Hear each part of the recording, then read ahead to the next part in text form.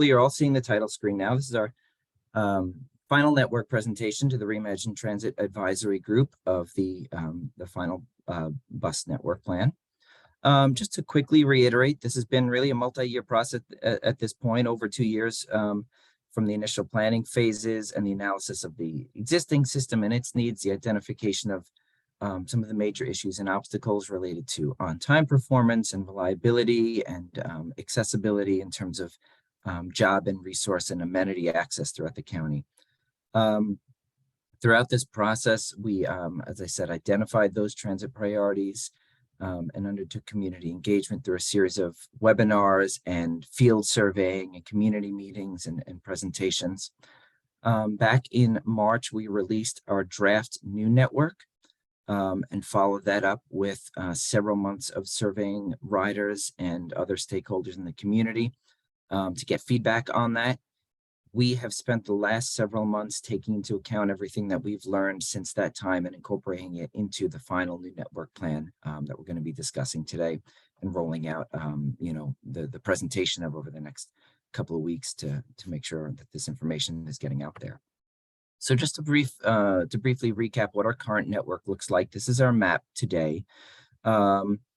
And a lot of the discussion today is going to focus, or a lot of the discussion, I think, because this is so visual, tends to focus on the lines today. But as we'll discuss, the operating hours and the performance of the system and the timed connections and other things that don't really show up as easily on a map are we feel equally important in the operation of the network and areas that we identified as places that could be improved upon.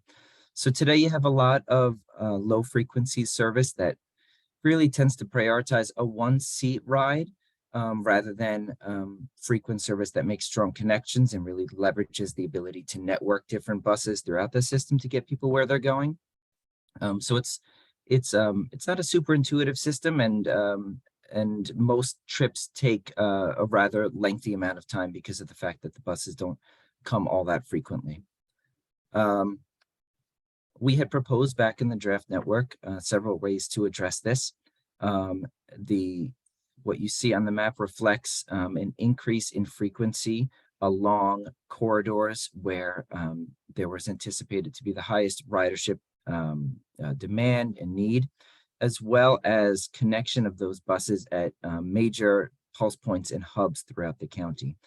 So those timed connections would ensure that if people need to make a bus transfer, rather than just sort of randomly arriving and waiting a half hour or more for a bus, the transfers in these locations would really be more like 5 minutes or under. So when you string that together, that really accelerates the time of the trip together, because we know that a major part of a total trip, when a transfer is involved, can be the wait for one bus to the next. So this had involved these so-called pulse points or hubs at Bayshore, Brentwood, Central Islip, Smith Haven Mall, Patchogue, and Riverhead. Just to zoom in a little bit, you see much of the high frequency service here. And on the east end, we had, building off the success of the micro transit pilot in Southampton, proposed to make that service permanent and also introduce a new microtransit on-demand zone in the East End as well. So that was back in March. We heard a lot in response to that.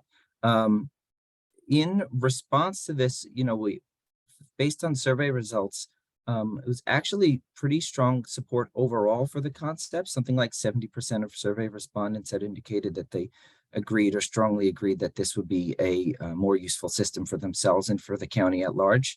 But nevertheless, there were some specific issues that were identified. Certainly fixing the longstanding on-time performance and reliability issues, restoring service along the North Shore, providing service to Brookhaven Town Hall, extending operating hours later into the evening so that people who work late would have now the option, the ability to use mass transit. And if they're relying on mass transit for their jobs, this wouldn't prevent them from accessing their jobs, basically, because the bus ends at 7 and they get off at 8. Similar situation for running service on the weekends as well. So extending service through Wyandanch and Babylon, and the Five Towns area were things that we heard. So we, as I said, spent a lot of time taking this information down and getting back to the workshop, so to speak. And as a result, in addition to the draft network that was proposed, we were able to incorporate a series of changes that we'd like to go through now today. And I'm going to turn it over to Chris D'Antonio to walk through the changes from the draft network to this the network we're presenting today. Thanks, Jonathan. I'm just going to go over some of the kind of the highlights, individual route profiles of distinctions between the draft network and the final network. So we're starting here with Route 5, which begins in Babylon at the Babylon train station, travels up Deer Park Avenue to 31, and then heads east to Brentwood, the pulse point in Brentwood. And then in the draft network, terminated at the pulse point in Central Islip at the Central Islip train station.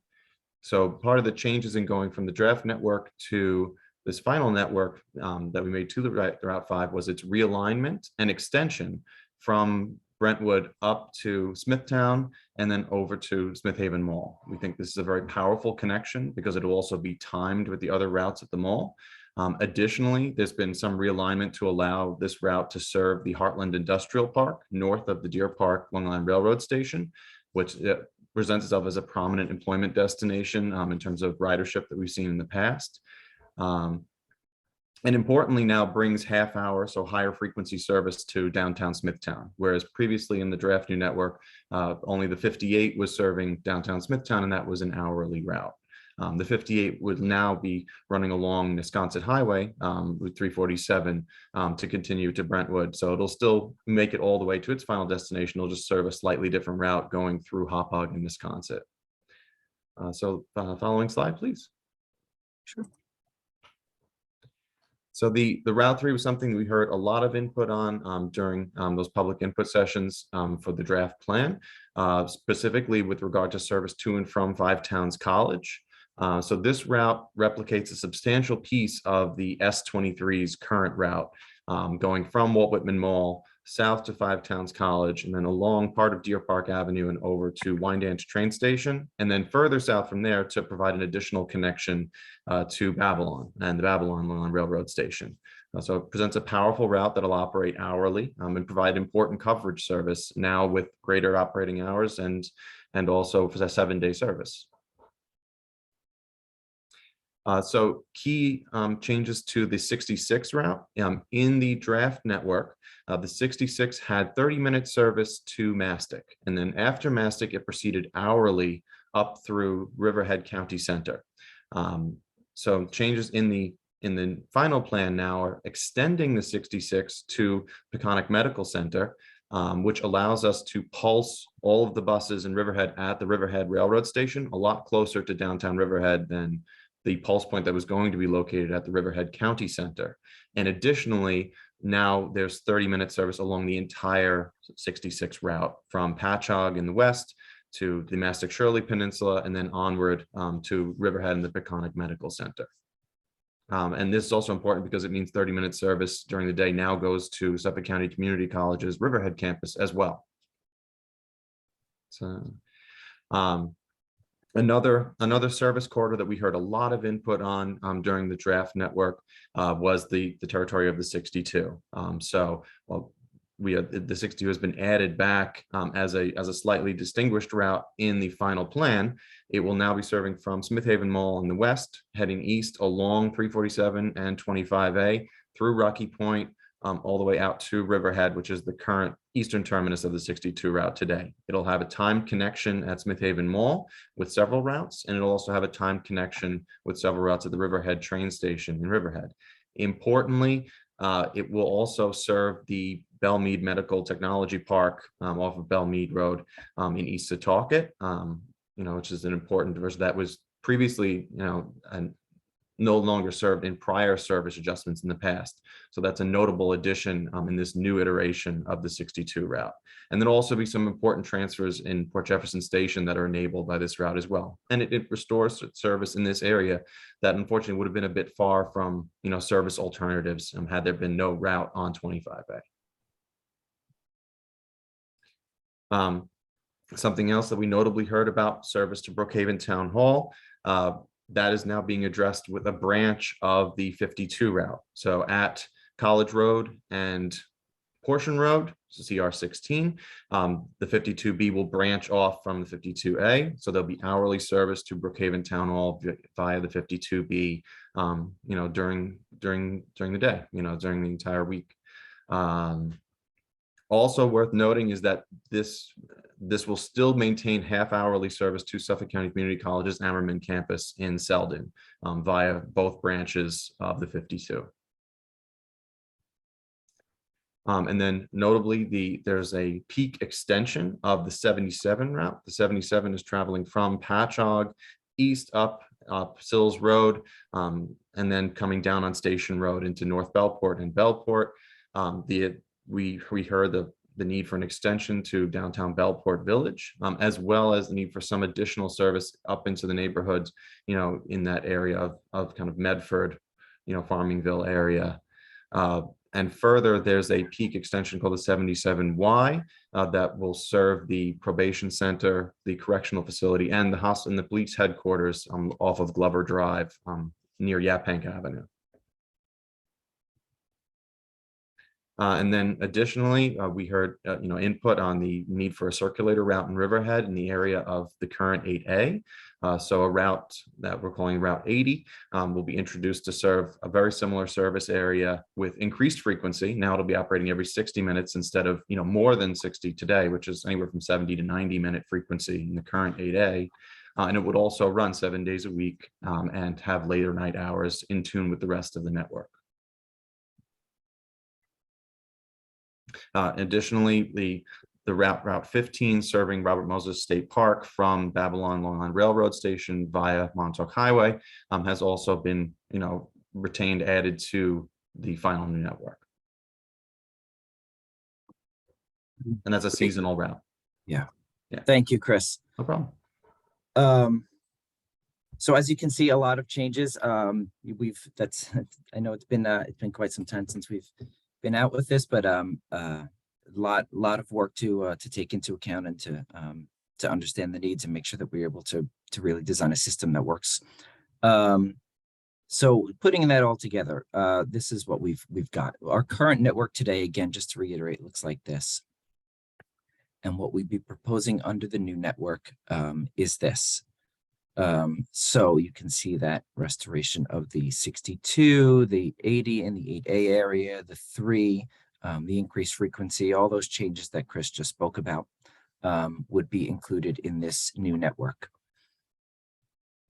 And we will be posting these, on our Suffolk County website, suffolkcountyny.gov, as soon as this is done.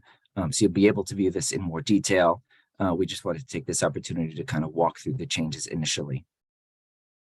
But I know it's a lot to take in all at once over a webinar, so no pop quiz after this. But what I also want to highlight is what I started to allude to at the beginning, is our Sunday service and our nighttime service. So right now, our current network Sunday service, and this, I understand it to have been very popular when we were able to introduce Sunday service a few years ago on the routes where it exists, because we understand that was changing commute patterns and changing job styles and lifestyles. It's not just the traditional Monday to Friday 9 to 5 peak demand needs anymore. So really, if you look at systems across the country, transition to a 7-day-a-week service is highly desirable.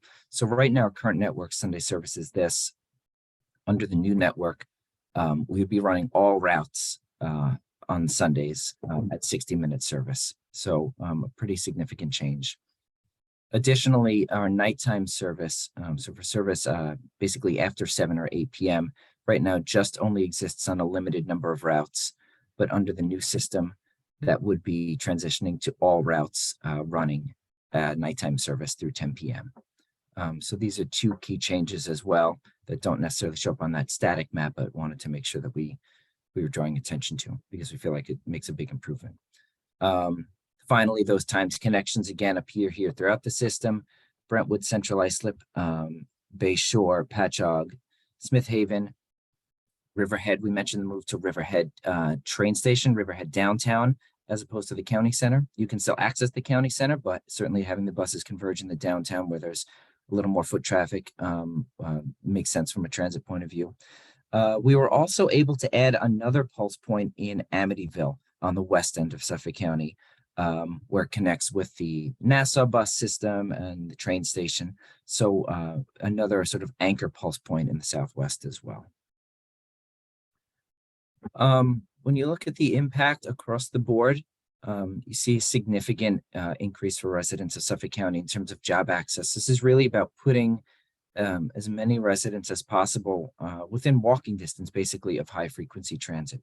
So if there are a number of ways to measure that, but right now, if you look at the average number of jobs accessible within 60 minutes from any given point, today is the gray bar under the existing system. And under the new system, it's projected that there'll be an increase of around 51% in terms of the average number of jobs accessible within 1 hour. And when you break that down across different cohorts, the gains are even greater. For instance, for residents of color or low-income residents or households without cars, but really for all residents, a significant gain in job access. Putting that another way, when you look at the percentage of the service area that is near high-frequency service, we see pretty high percentages across the board, all of which, as we said, will increase the likelihood that people can find transit that meets their needs and gets them where they need to go, which ultimately is what makes a great, useful transit system.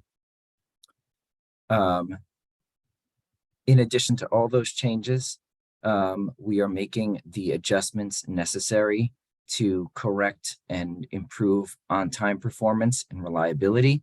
I had been saying this last time out that it's all well and good if the schedule tells you the bus will arrive at 8:15 and get you to work at 8:58, but if it doesn't actually do it every day, you can't rely on that bus. It doesn't become part of your habit in your system. You're not going to become a rider, and worse, could jeopardize your employment opportunity. So it's really critical that the buses are there when we say they're going to be there. So all of that is taken into account in this new system planning to make sure those adjustments are made as necessary. What happens next? So we have at those pulse points throughout the county, for instance, in Patchogue and Amityville, because now we are having buses arrive simultaneously and depart simultaneously, there's a need for more space at key locations basically more bus berths to hold those buses. If we have 4 or 5 or 6 buses arriving and departing all at once, we need to make sure we have the capacity at that location to accommodate that for that brief 10-minute interval or whatever it is. So we have been looking at our pulse points and exploring some conceptual designs for how to arrange the bus stops at these key locations to make sure that all the routes can be accommodated, including some outreach with the local municipalities as well to engage with them in that discussion. We are updating our descriptions of the routes, and I mentioned the conceptual layouts. Moving forward, we'll be, putting this information, beginning to disseminate this information that we've talked about today, engaging with you all as our stakeholders, as well as many other stakeholders and riders throughout the county, with the goal of continuing the outreach on the new network plan to make sure that as we enter into a rollout and implementation phase with the goal of launching in the 4th quarter of next year, no one's caught by surprise. Everyone knows exactly what's happening and what the new system is going to look like, how it's going to work for them on a day-to-day basis. And that's where we basically anticipate going from this point forward. So that concludes our presentation portion. I know we've got some Q&As that have come through.